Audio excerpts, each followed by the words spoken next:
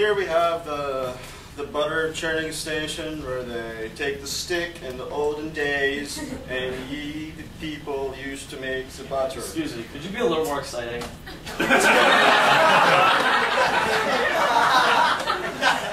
The butter was churned like this in the olden days. Yeah, now you're just being sarcastic. I wanted to see how you guys make butter at, you know, the Kramer factory. What we have is the vintage, quaint Williamsburg colonial times, and where we would usually wear the garb of the old days. As you can see, our shoes are covered in mud, and we wear these wigs to define our place in society. Do they pay you well? Because you seem to be really, really happy that you're wearing this awesome outfit. Look, man, I'll be honest with you. I don't like my job. No kidding, man. My job sucks. I go home every day. I drink half a bottle of Jack. I pass out and I wake up and I smell like vomit. And I try to do it all over again. Why? So I can make a couple kids like you happy? Yeah. Yeah. Are you really able to I paid my admission ticket. You think your kids don't appreciate anything now? iPods, cell phones, and iPod cell phones, and that's all you have. Well, all right. It's the same thing. I pay for my iPod. It works. It entertains me. So I pay for this admission ticket. If you let me do my job, you would learn a lot about Colonial Williamsburg. Yeah. The brew making exhibition will begin in 10 minutes. The brew making exhibition, 10 minutes. Let's go do that. See that? Yeah, that might be exciting. Yeah, well, if that's exciting, I will learn something. I want to learn. See this? It's exciting. Yeah.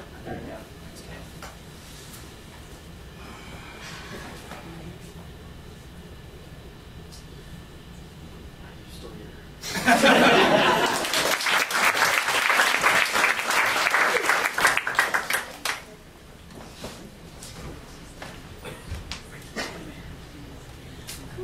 Son, I brought you here so you could just see everything. It's not really much to see. You know, you always catch this attitude. I really don't like it. I don't have an attitude, Mom. We're like in a big white room. I don't really understand. Exactly. It can be whatever you want it to be. It sounds insane. You always say that you want to express your creative side. Well, you see this white wall, for instance? Mm-hmm. I would say that I would picture a jungle, and I'm a jungle woman running through the forest. But there's not really any white in the jungle. I don't see how you're making that. Oh, honey. I mean, I could see if you were saying, let's pretend we're in Alaska or you know, on a glacier or in the snowstorm. But I mean, that's about all I got, Mom. I mean, but honey, you're missing the point. It's a blank canvas to which you paint. are we talking like a metaphorical painting, or is there actually, are they going to bring in paints for me? I really don't understand. You know, I don't understand because your father's very bright. He gets it. He gets the whole canvas. I'm first in my class, Mom. Obviously, your class sucks.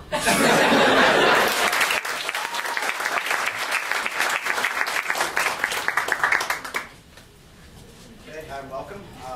So you're here for hypnosis to cure some OCD type things, I understand? Well, here, just have a seat here. Just lay down. I understand your main issue is you snap your fingers repeatedly a lot. Kind of overstatement. You know, I don't really do it that much. To admit, this is just first time ever. Light.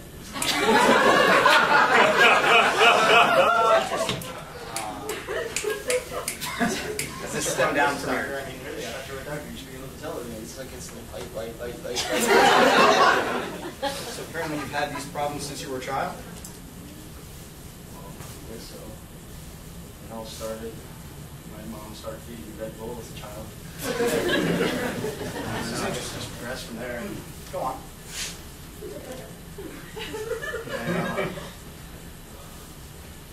Would you like some water? Here, take some of this. It's not Red Bull.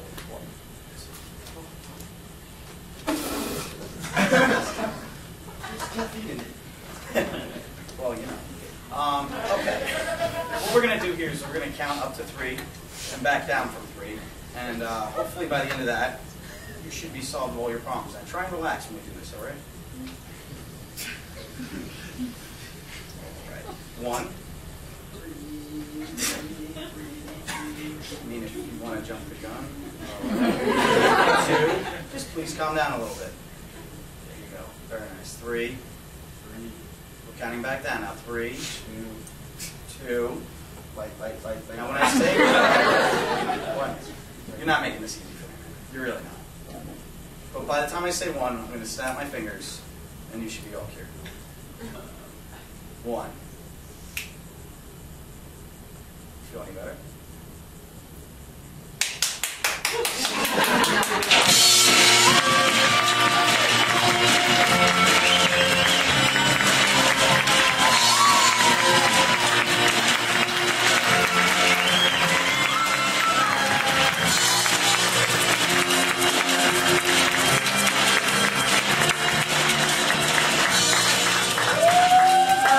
Yeah, please give it up again for the first time.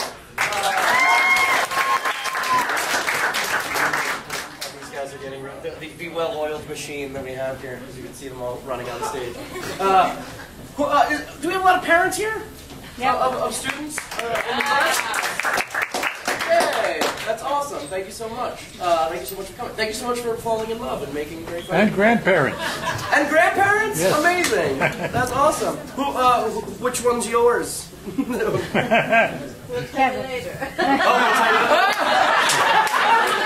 Just in case they're not funny, we don't want to know that.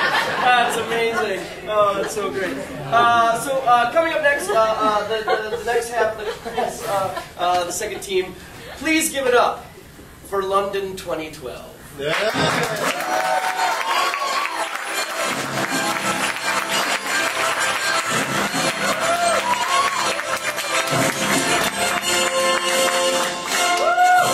everybody, we're at London 2012, and to get started, all we need is a suggestion.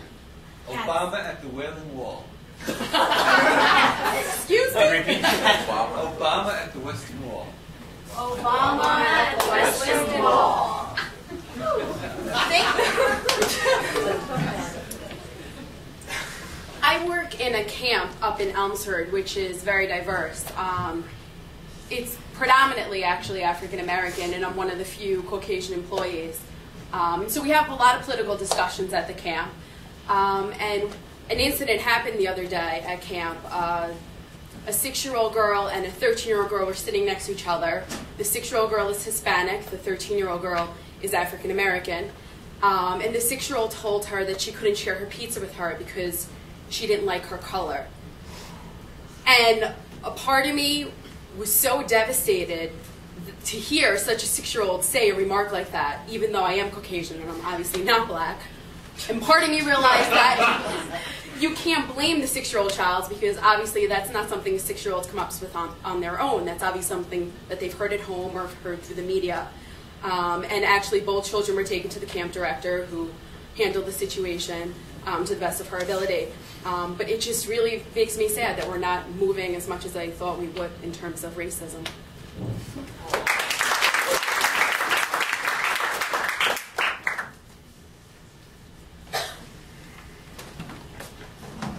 Would you just sit down, Mark?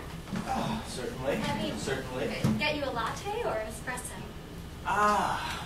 It's been a long day. I'll just take, give me a double shot espresso and we're in business. Thanks. So, I'm sure that as a Catholic, you don't mind having political discussions. That's your culture, Sit down. isn't Sit it? down. Yes, please. Yes. Sit down. Okay. Okay. Yes. Now we're. Well, I mean, it all comes down to who's going to lead our nation in the next. Well, it comes down to a lot of things. It comes down to the kind of choices that I want to make, who I want to have intellectual conversations with. And I know that, the Pope has really fueled a lot of interesting conversations, and your people are really known to just really Our love people. to be political. Yeah, the Catholics. People, yes. Don't you identify? No, but well, when you say at your people, I can't help but wonder what you want. well, I was raised at UU, but now I really Jewish. don't. Okay, well, and you think that the Pope is a good conversationalist? Well, from the speeches, I mean, I learned German so that I could understand what That's he was ironic. saying. Yes and no. You gotta move on at some point. You gotta move forward. Yeah, I mean, it was 60 years. Now, getting back to the conversational point. I just want to know if you will accompany me to cocktail parties as my, well, not an escort. I wouldn't be paying you. We could actually become friends, but I was thinking, actually, ascending from friendship into something a little more intimate, if you know what I mean. But you haven't even stimulated me intellectually yet. How am I going to know if I want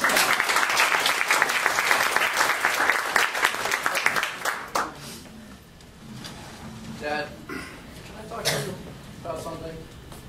Come on. Shoot, Tim. Well, I'm coming up on my 5th birthday. I just feel like I haven't really accomplished anything with my life. You know, and I realize this is a fairly ubiquitous problem, and a lot of people go through it at major milestones in their life, but I just, what have I done? How have I contributed? Tim, we've always been able to have very adult-like conversations. Well, ever since you were 1, 2, 3 years old, we've talked like this, and frankly, I've always used you as a sounding board for even some of the issues I'm going through as your father. I really appreciate it, and I think this symbiotic relationship we have, it's really something. A lot of people take this type of thing for granted, and I'm glad that we both kind of realize the position we're in here. Good use of symbiotic. Thank you. Still can't spell it, but We'll get there. Don't worry about it. But the thing is, life is so short, and it could end at any moment. And here I am, 5 already. And sure, I've done a couple good cut and pastes. Made some nice block structures. But all in all, I don't feel like I've really given back. Tim, you're right. Life is short. And I know when we picked up Sartre last week and started reading about existentialism, at first I thought it was maybe too much for you to handle, but I can see that you're even starting to incorporate it into some of your art assignments. Yeah. Cut and paste are definitely looking up. Right. Very good cut and paste this week. Thank you, Dad. But I don't want you to get over-occupied with making something of your life. No? You're still only 5 years old. I guess I have a little time ahead of me. Not that much. I have to tell you something. Children in our family don't generally make it past 9 years old.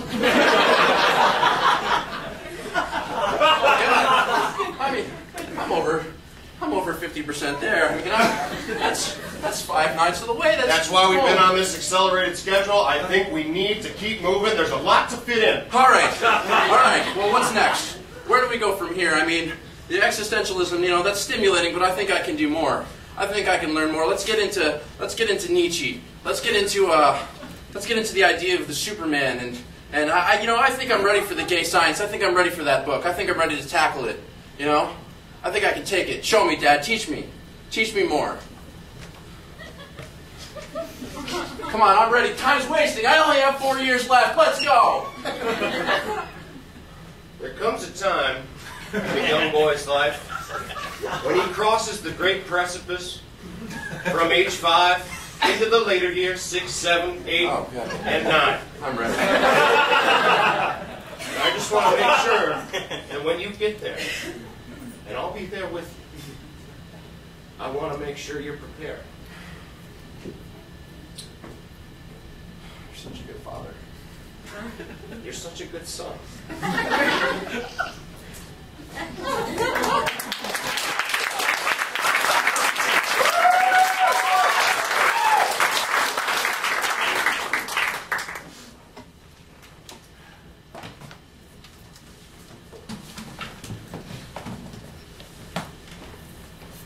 Father O'Reilly, I know that the men's room is not a substitute for the confessional, but I have to confess something right now.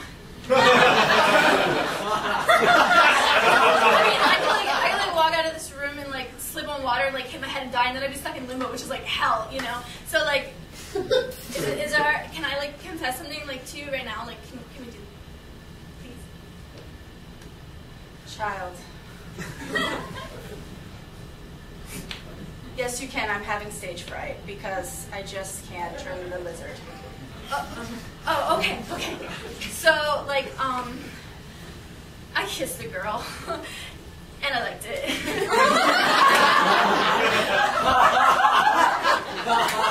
I just don't know what to do. It's just running through my mind. It's crazy. I've been getting these confessions a lot lately.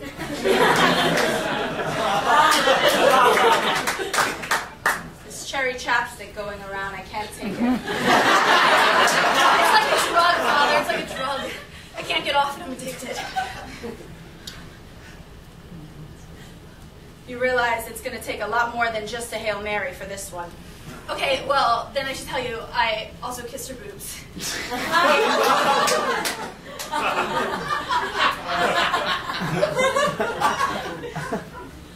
I mean, it's God made something so perfect. I mean, why would he hide it from us? It's like my apple. It's like my apple. I see your point. And then I kind of did go a little further. And there was all these folds and holes, and I was like, what do we do? And then I just kissed it, and then she made a good sound, and it was awesome. You're starting to scare me a little bit now. Okay. But don't worry, we didn't use any contraception. I know that would make it worse. And it was a missionary. It was a missionary all the way. That was my next question, and I appreciate the honesty. Again, a little more than just a Hail Mary this time. Okay, what do I gotta do? I gotta get this off my conscience. I think I'm gonna need you to show me exactly how this whole thing happened.